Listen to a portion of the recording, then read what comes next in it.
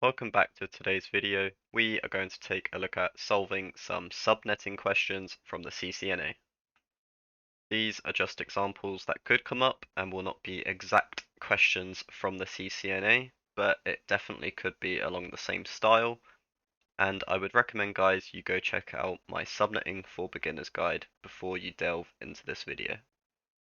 With our first question, we are required to subnet the following IP address, so 192.168.20.0/24, to allow the maximum number of subnets which have a minimum of 50 hosts each.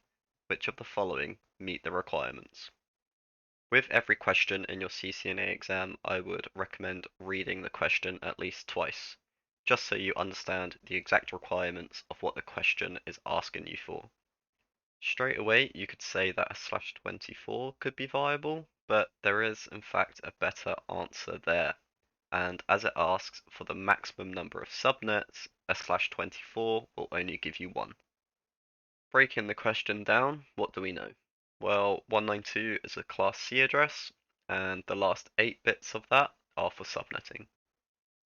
The question asked us for a minimum of 50 hosts per subnet, so the formula that we need to achieve is 2 to the power of h, which is our host bits, minus 2, needs to be greater or equal to 50. If you were to work this out through a trial and method, you could plug any number from 1 to 8 in the host bit formula, so you could go 2 to the power of 1 minus 2, 2 to the power of 2, and so forth. You would get to 2 to the power of 6 minus 2, which is 62, which is our first number above 50 hosts. If you did 2 to the power of 5, you'd get 32, minus 2, and it gives you 30 hosts, which does not meet the requirement of the question. Therefore, we can say we have 6 host bits and 2 subnet bits, and it looks something like this. And if we were to count our subnet bits, we would get a final subnet mask of a /26.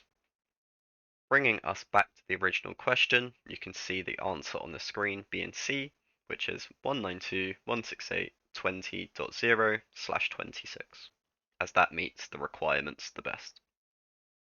On to the second question. What is the most suitable subnet mask for a point-to-point link between two routers? We have ranging from .0, .128, .248, and .252. How do we go about working this out? Well, what do we know? A point-to-point network only needs 2 viable hosts, and our formula there, which is very similar to the first one, which is 2 to the power of host bits minus 2 needs to be greater or equal to 2. If we go for 2 to the power of 2, which equals 4, and we minus 2, we get exactly 2 hosts per subnet. And if we just fill in the remainder, we have 2 host bits and 6 subnet bits. And it looks something like this. And if we count all the ones in our subnet bits, it leaves us with a subnet mask of /30.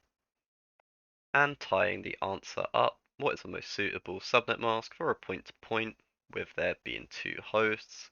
We have it as D255.255.255.252, which is a /30. Our third question, an interface is configured with an IP address of 172.16.10.1/23. What is the maximum number of valid hosts on this subnet? If you haven't already, I would recommend pausing the video, giving it a go yourself, and then watching me go through the working out. As always, what do we know? Well, the network mask that they provided is a /23. Because we have 32 total bits, we minus 23 from that, which gives us 9 host bits. If we do 2 to the power of 9, which gives us 512, and we minus 2, that gives us 510 hosts per subnet. And remember not to forget we minus 2, because one is for our network address and the other is for our broadcast address. Going back to our question, we can see that the maximum number of valid hosts on a /23 network is the answer B, which is 510. If you've reached the point in the video so far, I would highly recommend you subscribe and like and comment any questions you would like to see in the future and if you like this type of content. On to our final question. An error message is displayed when trying to configure an interface with the IP address of 192.168.10.28/30. What could be the cause of this? The address is a broadcast address, the interface is faulty, the router does not support VLSM, or the address is a network address. And you guys are probably thinking, well, where do we start with this question? What do we know? Well, the IP address is on the screen there, our .28/30. So within the network range of 192.168.10.0, if we count each subnet kind of mini range between that whole network, we can figure out exactly where the .28 lies, whether it is a viable host, whether it's a network address, whether it's a broadcast address. And that's exactly what I'll do now.